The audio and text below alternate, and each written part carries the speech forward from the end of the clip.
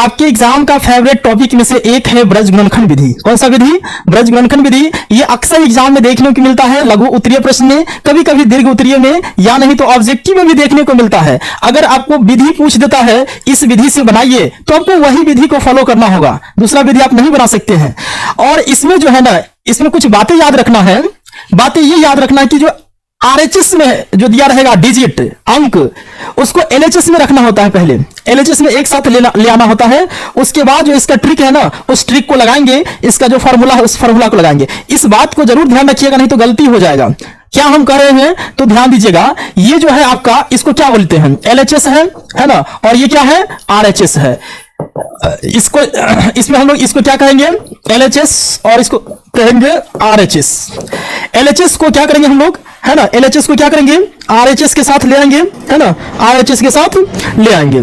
आइए ले आते हैं। 3x प्लस 4y प्लस 10 इधर आके माइनस 10, ये पहला समीकरण है। अब देखिए प्लस 10 आरएचएस में था, इसको एलएचएस के पास ले आए तो माइनस 10 हो गया, कोई दिक्कत वाली बात नहीं है। अब यहां दूसरा में देखिएगा 2x माइनस 2y प्लस 2 इधर आके माइनस 2, इसको भी हम लोग आरएचएस से ले आए एलएचएस में।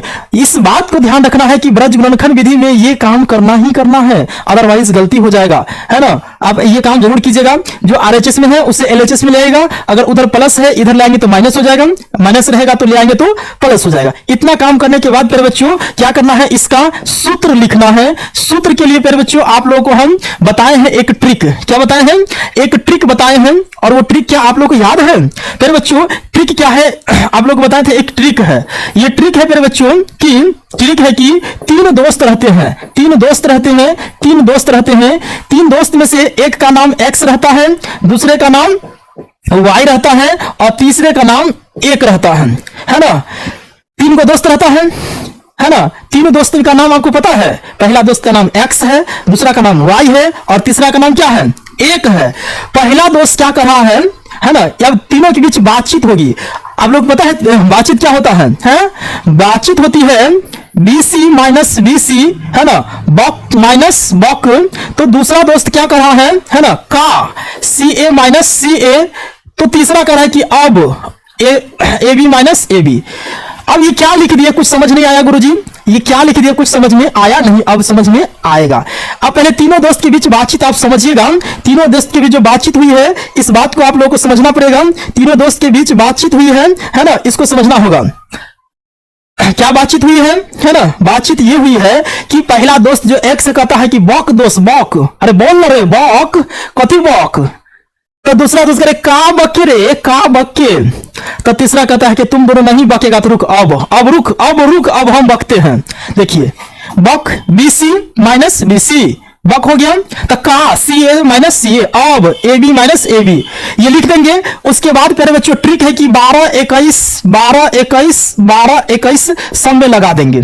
ठीक है, देखिएगा यहाँ पे 12 21 12 21 12 21 ये लिख दिए। अब ये लिखने का क्या मतलब हुआ? यहाँ पे लिखने का क्या ही मतलब हुआ, है ना, ये लिखने का क्या ही मतलब हुआ? देखिए अब आप लोग बताइएगा मुझे पहला काम कि A1 का मान कितना होगा, A1 का मान कितना होगा, A2 का मान कितना होगा, है ना, A1 B1 C1, A1 B1 C1। बताइएगा पहला समीकरण ये हो गया x का गुणांक, ये हो गया y का गुणांक, ये हो गया अचर पद। तो पहला जो है आपका ये हो जाएगा A1, ये हो गया B1 और ये हो गया C1। कोई दिक्कत वाली बातें नहीं है। पहला समीकरण से ले लिया हम लोग A1 B1 C1। दूसरा समीकरण की ओर जाएंगे हम लोग तो लिखेंगे A2 B2 और C2 का मान, है ना। तो A2 का मान कितना हो जाएगा 2, B2 का मान -2, C2 का मान -2। यहां तो कोई दिक्कत नहीं है गुरुजी। A1 B1 C1 A2 B2 C2 लिख लेंगे। उसके बाद ये जो सूत्र लिखे हैं ट्रिक के माध्यम से, ट्रिक है कि तीन को दोस्त रहता है x y और 1, है ना, x y और 1 रहता है। अब ये x y और 1 जो रहता है वो तीनों के बीच बातचीत होता है। पहला दोस्त कहता है कि बॉक माइनस बॉक बॉक, दूसरा कहता है का बक के, तो तीसरा कहता है रुक, अब रुक, अब हम ही बकते हैं। ठीक है, ये बातचीत होता है तीनों दोस्त के बीच, ये बातचीत होता है। अब इसमें डाल दीजिएगा, ट्रिक पे आ जाएगा। B1 इंटू C2, बताइए B1 का मान कितना है? B1 का मान 4 है और C2 का मान है -2। माइनस b2 का मान कितना है, -2 है, और c1 का मान -10 है। कोई दिक्कत नहीं है।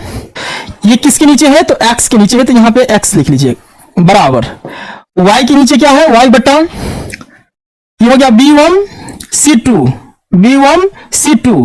माइनस b2 c1 कोई दिक्कत नहीं है सर।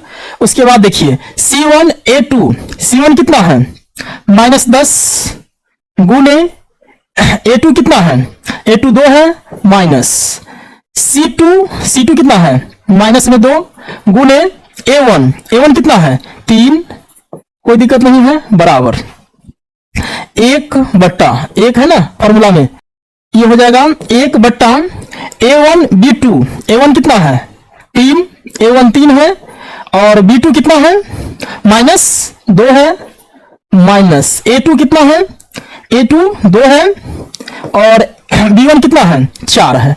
फिर बच्चों इसको कैलकुलेशन कर लेंगे हम लोग, कीजिए x बट्टा 4 दूना 8 माइनस प्लस 10 दूना 20 बराबर, कोई दिक्कत, 4 दूना 8 10 दूना 20, और बराबर हो जाएगा y बट्टा 10 दूना 20 माइनस 3 दूना माइनस और माइनस प्लस हो जाएगा 3 दूना 6 बराबर 1/3 दूना 6 माइनस 4 दूना 8।